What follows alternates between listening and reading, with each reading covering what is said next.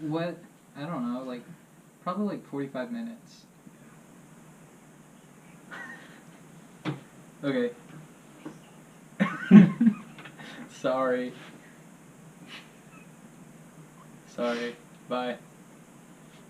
What? Did you just hang up on her? No, she hung up. Oh. So she hang up on you. Yeah. Okay. I'm glad all that got recorded. You can have that as the blooper. Yeah.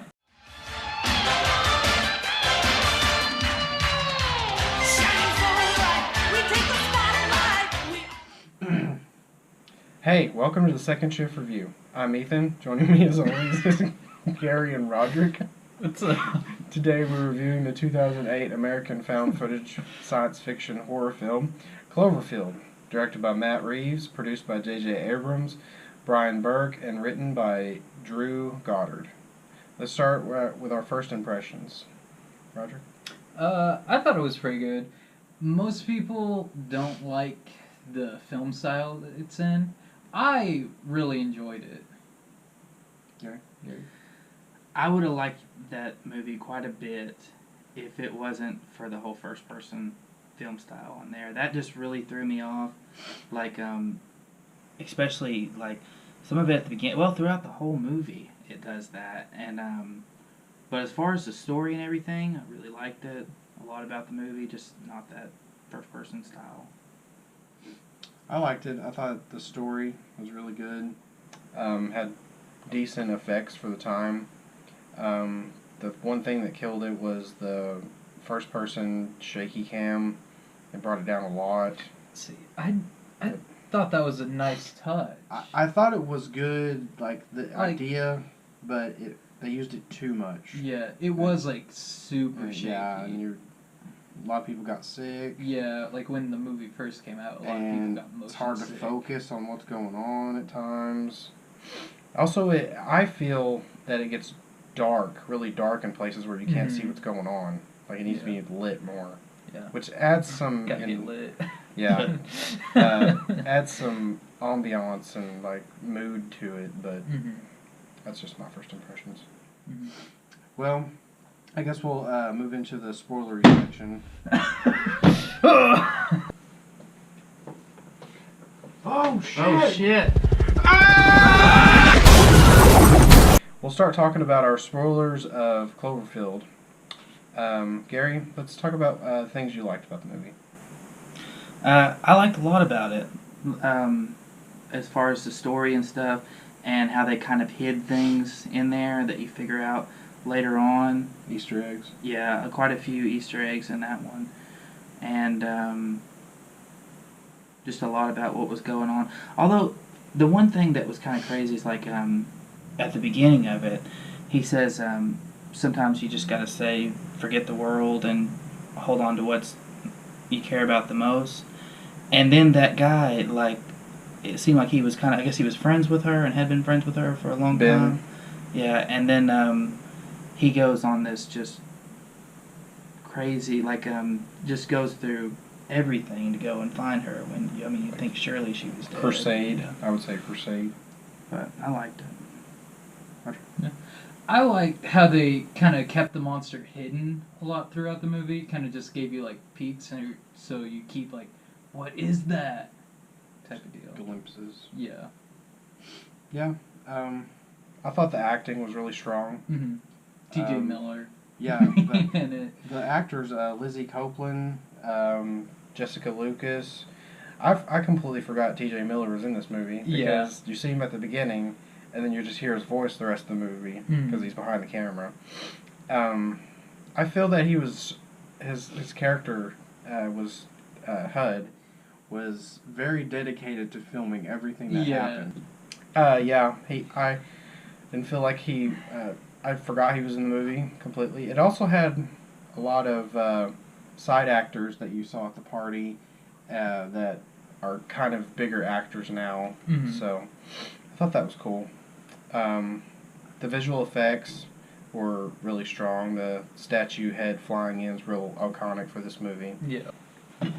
I thought HUD was a good character. The main character, I don't know if he's our main character. Ben, he's okay. Jason gets killed pretty quickly on the bridge. Yeah. He's just hanging on to the light post, and he's like, "Hey guys," and then. Yeah. I like the news shots with the helicopters and stuff Mhm. that they were showing the monster rampaging through the city. Mhm. I thought that was cool. The design of the monster Yeah. I thought was cool. It was unique. Mhm. You hadn't seen anything like that. The subway scene Mm-hmm. I thought was a really good one, because the movie's kind of dark all throughout it, but that scene, the darkness, I think Yeah. really helps it out. Yeah, right there, the darkness is good. Yeah, that was that surprised me that they could just go and like beat those things up with a club, Yeah. you know, throughout there. I didn't think that they'd Yeah. be able to do that. And then that one they Well, slammed they- in a door and like, Well, they merely adopted the darkness. oh. Yeah. They weren't born in it. Yeah. Right in the subway scene, Marlene gets bitten and soon after dies, which I feel she needed to die. Just HUD the whole time is trying to talk to her and become friends at the very least with her, and she wants absolutely nothing to do with him. Yeah. And so she had to die. She seems super stuck up. Yes, Yeah. yes, stuck up, and she needed to die. Mhm. The little monsters were a new element. What I are they mean, called? A lot of people call them parasites. Okay. Like they hang on to the large clovey beast, Mhm. and they fall off of it and attack stuff. There's a theory that Clovey, the big monster, Mhm. is a mutated version of one of the little ones. So They are And it ridiculously just like fast. keeps too. growing. yeah, they mention that its current form in the movie is an infant. That it is microscopic compared to its true size. Damn. So yeah. Marlene dies, which is Mhm. good. The Hammer Down, where they mentioned that they're just going to go all out bombing raid on it and Yeah. destroy the city. Yeah. They still have to go save Ben's girlfriend, who happens to be in a tilted building leaned up against another Yeah. building. And they finally That was get a her- pretty crazy idea. Yeah, they just have to to go and- go all the way up It's and then like- go across.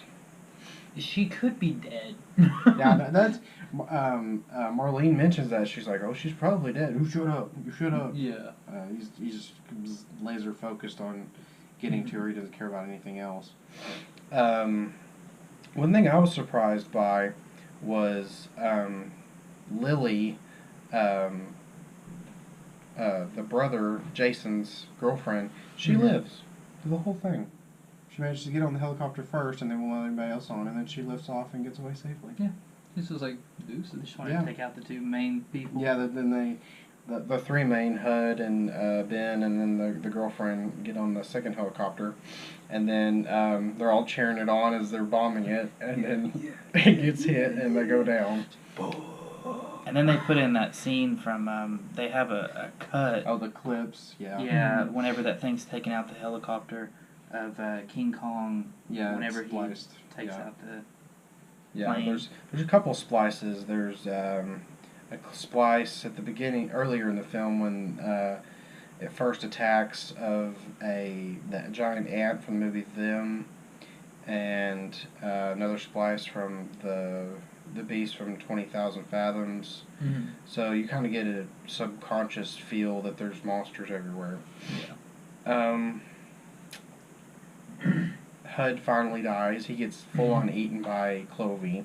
Yeah, I thought that scene was pretty good. Yeah, it was pretty cool. It was all up in its grill and Yeah. yeah. I just want to know how did they get the video? Someone found it. Oh.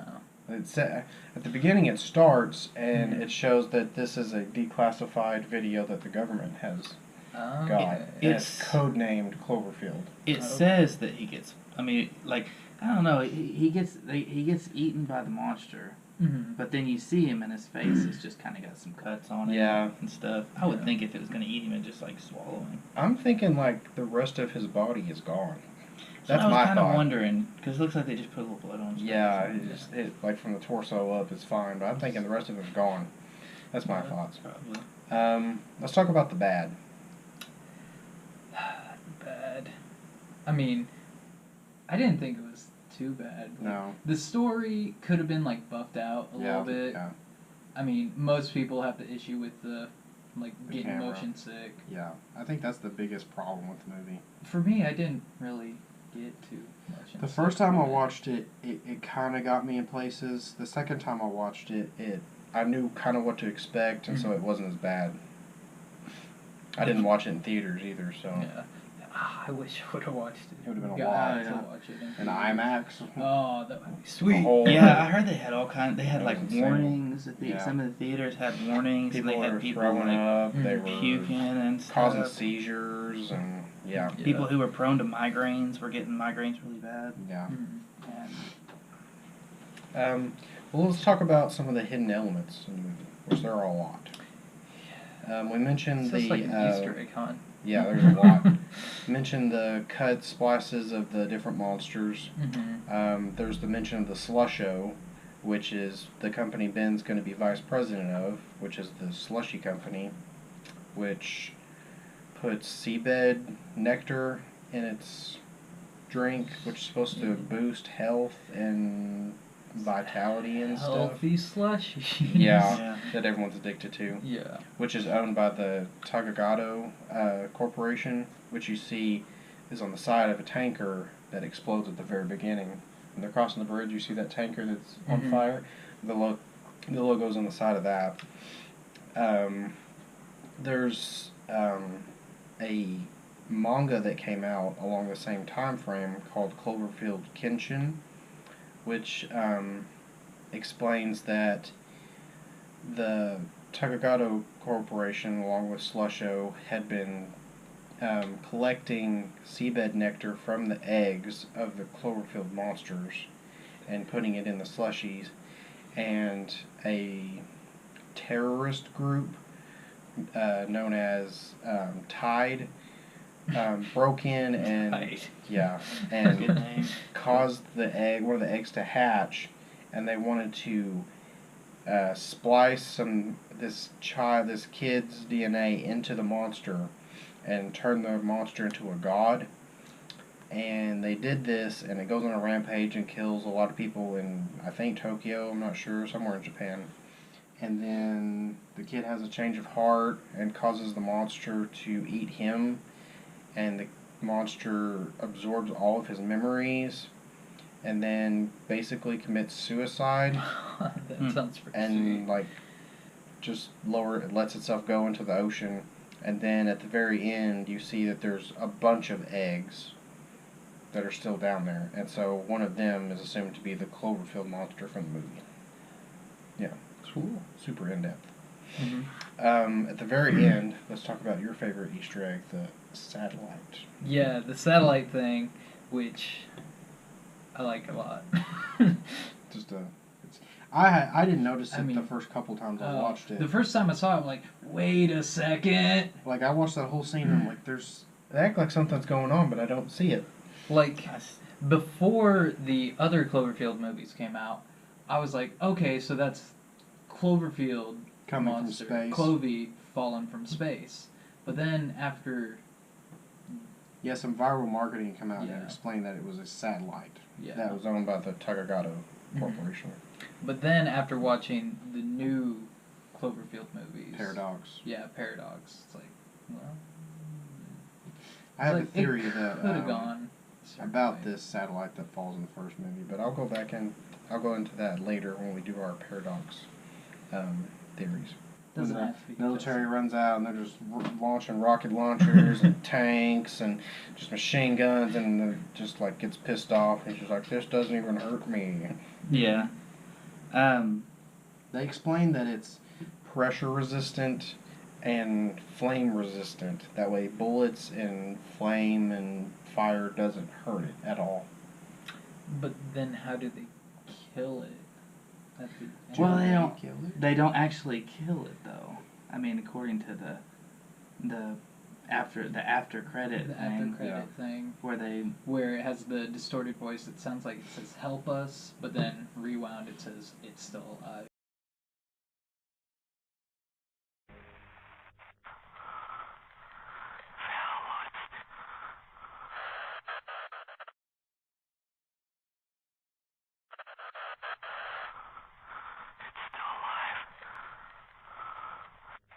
yeah.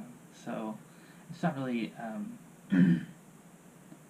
Probably my favorite scene would be